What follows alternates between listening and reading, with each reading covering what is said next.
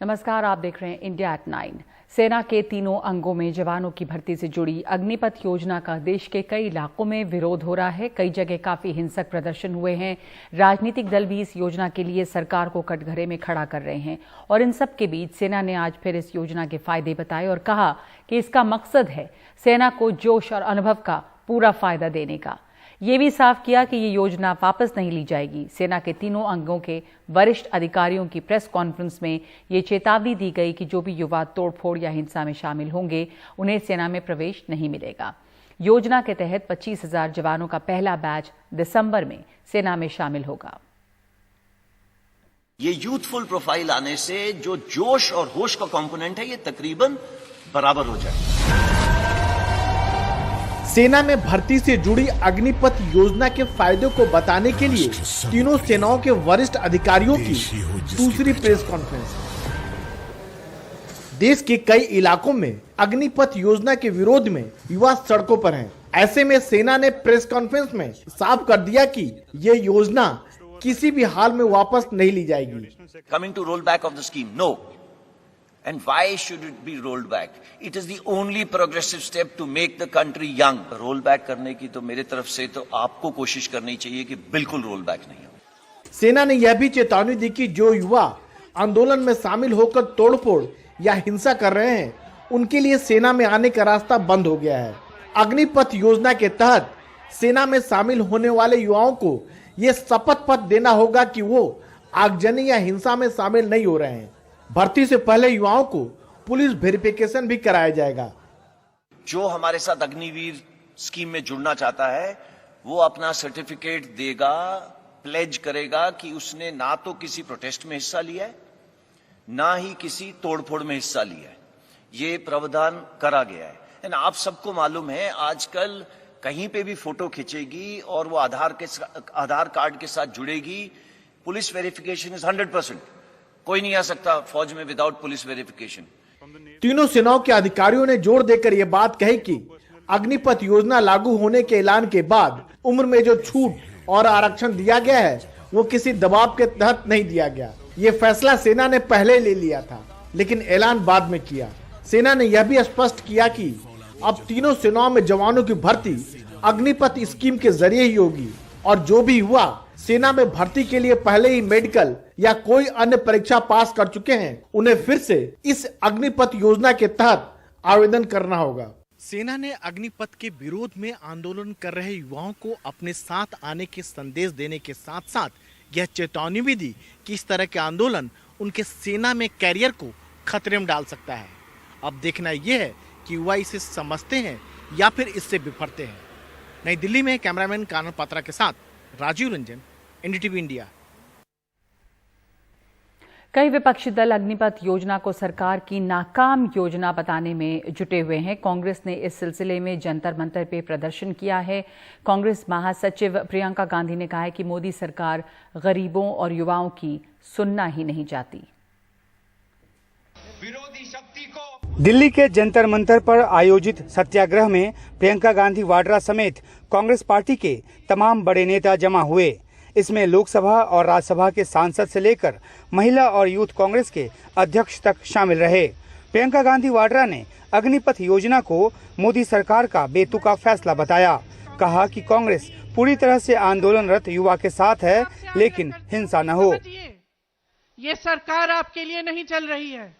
ये सरकार इस देश के गरीबों के लिए, इस देश के नवयुवकों के लिए, इस देश की महिलाओं के लिए, इस देश के एक एक देशवासी के लिए जो आज गरीब है, जो परेशान है, उसके लिए नहीं चल रही है ये सरकार। कांग्रेस पार्टी का एक एक नेता, कांग्रेस पार्टी का एक एक कार्यकर्ता आपका साथ देगा। उत्तर प्रदेश और बिहार जैसे राज्यों से अग्निपथ योजना के खिलाफ भारी प्रदर्शन की तस्वीरें आ रही हैं। कई जगह हिंसा और आगजनी भी हुई है। सरकार उम्र सीमा बढ़ाने से लेकर आरक्षण की व्यवस्था तक कई संशोधनों को लेकर आई है लेकिन आंदोलन थमने का नाम नहीं ले रहा। केंद्र सरकार ने इस देश का युवा के साथ विश्वासघात करने का काम किया है। पहले इन लोग ने बोलता था 1 रैंक 1 पेंशन का बात करते थे। अभी पेंशन भी नहीं है, रैंक भी नहीं है, ऐसे स्कीम लाया है जो अग्निपथ लेके आके पूरा देश का युवा को टेंशन देने का काम ये सरकार ने किया है। राहुल गांधी की ईडी में पेशी के खिलाफ कांग्रेसी लगातार सड़क पर प्रदर्शन कर रहे हैं। अग्निपथ के खिलाफ युवाओं के गुस्से को देखकर कांग्रेस का ध्यान भी इस तरफ गया है। किसान कानून की तरह वो इस नियम की वापसी की मांग कर रही है। सड़क पर युवा लड़ रहे हैं। देखना है राजनीतिक दल के तौर पर कांग्रेस संसद के भीतर इस पर किस मजबूती से लड़ती है। नई दिल्ली से उमाशंकर सिंह, एनडीटीवी इंडिया। कांग्रेस के अलावा बिहार की विपक्षी पार्टी आरजेडी भी अग्निपथ योजना को लेकर केंद्र सरकार पर हमलावर है। आरजेडी के नेता तेजस्वी यादव ने केंद्र सरकार की इस योजना को लेकर सरकार से 20 सवाल पूछे और कहा कि आखिर 4 साल बाद अग्निवीर क्या करेंगे, क्या ये मनरेगा जैसा रोजगार है, प्रधानमंत्री चुप क्यों हैं। आगे उन्होंने कहा कि केंद्र सरकार ने युवाओं की बात नहीं सुनी। युवाओं के मन में अग्निपथ योजना को लेकर शंका है और सरकार को उन शंकाओं को दूर करना चाहिए। साथ ही तेजस्वी ने केंद्र सरकार को प्रदर्शनों के दौरान हो रही हिंसा के लिए भी जिम्मेदार ठहराया है।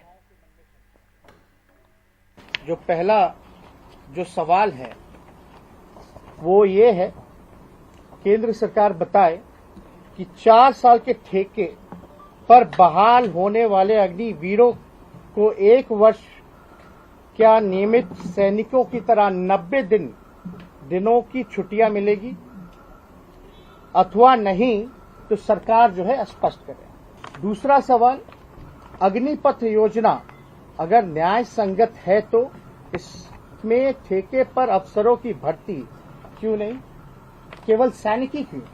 तीसरा कि सरकार बताए कि ये योजना शिक्षित युवाओं के लिए तैयार की गई मनरेगा है अथवा संघ का कोई हिडन एजेंडा। चौथा सवाल, केंद्र सरकार बताए कि 4 साल की देश सेवा के दौरान अर्जित अथवा उसके बाद जो एक मुश्त राशि मिलेगी उस पर टैक्स भी लगेगा। पांचवा सवाल है, अगर सरकार अग्निवीरों को सैनिक मानती है तो क्या उन सैनिकों को ग्रेच्युटी देगी? क्या ग्रेच्युटी बचाने के लिए ही इस सेवा की अवधि केवल 4 वर्ष की गई है? छठा सवाल, क्या सरकार अग्निवीरों को कैंटीन और पूर्व सैनिकों को मिलने वाली चिकित्सा सहित अन्य सैनिक सुविधाएं देगी कि नहीं देगी? अग्निपथ योजना को लेकर वैसे काफी रोष है। ऐसे में कुछ नेताओं के संवेदनहीन और गैर जिम्मेदाराना बयान आग में घी का काम कर रहे हैं, जिसमें से एक है बीजेपी के नेता कैलाश विजयवर्गीय, जिन्होंने कहा कि बीजेपी के दफ्तर में अगर सिक्योरिटी रखनी है तो मैं अग्निवीर को प्राथमिकता दूंगा। जब वो ट्रेनिंग लेगा और 4 साल की सेवा करने के बाद निकलेगा, 17.5 साल से 23 साल तक की उम्र, यदि वो 21 साल में भी भर्ती होता है, 4 साल काम करता है तो 25 साल। 25 साल में जब वो बाहर निकलेगा तो उसको 11 लाख रुपए उसके हाथ में होंगे और अग्निवीर का एक छाती पर तगमा लगा के घूमेगा। किसी भी, मुझे अगर इस ऑफिस में, बीजेपी के ऑफिस में सिक्योरिटी रखना है तो मैं अग्निवीर को प्राथमिकता दूंगा। तो यही बहुत बड़ा सवाल भी है कि क्या जो सेना में जा रहे हैं उनका भविष्य ये है कि वो सिक्योरिटी एजेंसीज में काम करेंगे। अगली खबर पे बढ़ते हैं। पटना में आज स्पाइस जेट के एक विमान की इमरजेंसी लैंडिंग करानी पड़ी। 185 यात्रियों के साथ पटना से दिल्ली जा रहे इस विमान ने जैसे ही उड़ान भरी, इसके बाएं इंजन से चिंगारियां निकलनी शुरू हो गईं। सबसे पहले नीचे फुलवारी शरीफ के कुछ लोगों ने इस पर ध्यान दिया। विमान के कुछ यात्रियों ने भी अपनी विंडो से इसकी तस्वीरें खींची। जैसे ही लोगों ने एयर ट्रैफिक कंट्रोल को इसकी जानकारी दी, पायलट को इस बारे में बताया गया और पायलट ने तुरंत विमान के उस इंजन को बंद किया और दूसरे इंजन के सहारे विमान की पटना एयरपोर्ट पर ही इमरजेंसी लैंडिंग कराई गई। इस दौरान किसी को कोई चोट नहीं आई। यात्रियों को बाद में दूसरे विमान से दिल्ली भेजा गया। इस बीच विमान की शुरुआती जांच से पता चला है कि कोई चिड़िया विमान के इंजन से टकराई और इस वजह से इंजन से चिंगारियां निकलने लगी। मामले की विस्तृत जांच जारी है।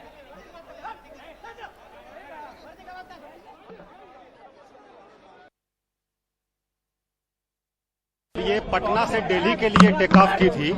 टेक ऑफ करने के बाद ही उसके बाएं जो उसका है डायना है, उसमें जो है आग की कुछ लपटें दिखी हैं, जिसको स्थानीय लोगों ने, फुलवारी शरीफ के लोगों ने देखा और तुरंत फोन किया जिला प्रशासन को भी, एयरपोर्ट के लोगों को भी, और फिर उनके पायलट को भी पता चला अंदर। और उनका फायर एक्सटिंग्विशर जो था वो एक्टिवेट हो गया था। उसके बाद इन लोगों ने वापस लैंड कराया है। वो सुरक्षित ढंग से लैंड कर गई है फ्लाइट और सभी यात्री सुरक्षित हैं, उनको उतार लिया गया है। ऊपर में थोड़ा फरफराने लगा, फरफराने के बाद में हमने देखे कि भाई ऊपर में है काहे फरफरा रहा है, मगर इतने में मैंने यथी घुमा लिए। घुमैला के बाद जब उतार दिए हैं तब मैंने मालूम हुआ था आग धलिया है। ना डर भय किसी के नहीं, कोई क्षति नहीं है। पता ऐसे चला क्योंकि कुछ लोग बहुत पैनिक कर गए थे, वो लोग चिल्लाने लगे थे कि स्पार्क्स हो रहे हैं, फायर हो रहे हैं। कैसे पता चला, हमें पहले विश्वास नहीं हुआ था कि सच में कुछ है। मुझे लगा शायद लोग ऐसे ही थोड़ा सा घबरा गए हैं, लेकिन फिर जब अनाउंसमेंट हुई कि हम लोग अभी रिटर्न कर रहे हैं तब लगा कि हाँ सच में। अनाउंसमेंट हुई, पायलट ने अनाउंस किया कि आप लोग शांत रहे, हम लोग अभी कुछ प्रॉब्लम्स है। ये नहीं बताया कि स्पार्क हुआ है, बिकॉज उससे तो और ज्यादा पैनिक हो जाते। लेकिन फिर बोले रिटर्न टू पटना ऐसे बोले, फिर हम लोग land. We got to know is plane के लेफ्ट इंजन पे कोई स्पार्क निकल रहा था and engine was not able to take off. तो थर्ड की आवाज आ रही थी बार बार, इट्स जस्ट लाइक कि इंजन एक वाला काम नहीं कर रहा, पता नहीं जो भी हो रहा हो। तो हमें स्पार्क दिखा, तो सब लोग पैनिक हो गए थे और तो हमें उस टाइम पे कोई इन्फॉर्मेशन नहीं दिया गया। लैंडिंग के टाइम पे मतलब उस टाइम बोला गया प्लेन वापस जा रहा है एंड लैंडिंग भी प्रॉपर नहीं हुई थी। लैंडिंग भी काफी टर्बुलेंट लैंडिंग थी। प्लेन स्टार्ट हुई, उड़ने लगी, उसके बाद बाएं तरफ पंखी में आवाज आने लगी, घर घर घर काफी। उसका लोग का ध्यान उधर गया तो फिर देखा गया कि वो स्पार्क कर रहा है। लोगों ने इमरजेंसी बजाया, उसके बाद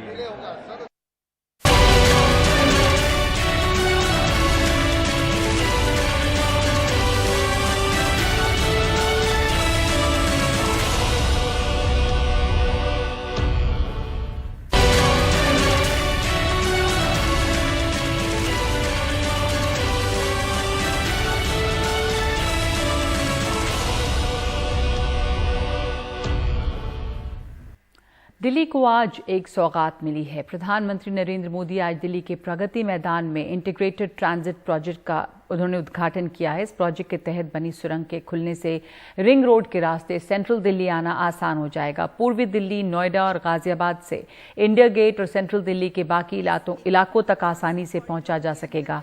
इस प्रोजेक्ट के तहत 5 अंडरपास बनाए गए हैं और बिना रेड लाइट के आवाजाही हो सकेगी। इसके अलावा प्रगति मैदान में 5000 गाड़ियों के लिए अंडरग्राउंड पार्किंग भी बनाई गई है। इस प्रोजेक्ट पर 900 करोड़ रुपए से ज्यादा का खर्च आया है। विशाल, अगर हम देखें तो प्रधानमंत्री नरेंद्र रहा है वो यही रहा है कि लोगों के जीवन को आसान बनाने की तो हाइट जब इस दशकों पहले भारत की प्रगति को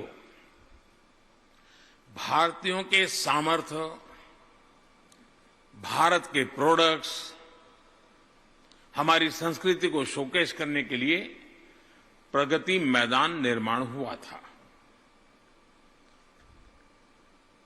लेकिन उसके बाद भारत बहुत बदल गया, भारत का सामर्थ्य बदल गया, हमारी जरूरतें भी कई गुना बढ़ गई। लेकिन ये दुर्भाग्य है कि प्रगति मैदान की ज्यादा प्रगति नहीं हुई।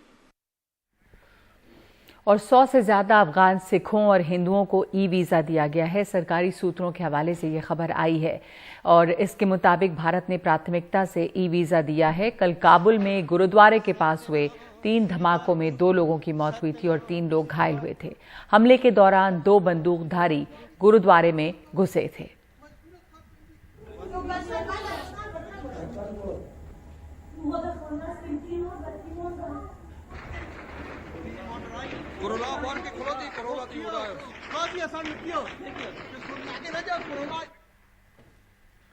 दिल्ली में कोरोना के मामले तेजी से बढ़ रहे हैं। लगातार तीसरे दिन नए मामले 1500 के पार हैं। 24 घंटे में 1530 नए कोरोना केस आए हैं, जिसमें 3 मौत हुई है। कोरोना संक्रमण दर बढ़ के 8.41% है। 5 महीने के सबसे ऊंचे स्तर पर संक्रमण दर पहुंची है। सक्रिय कोरोना मरीजों की तादाद 5542 है। 24 घंटे में 18,183 लोगों के टेस्ट किए गए हैं।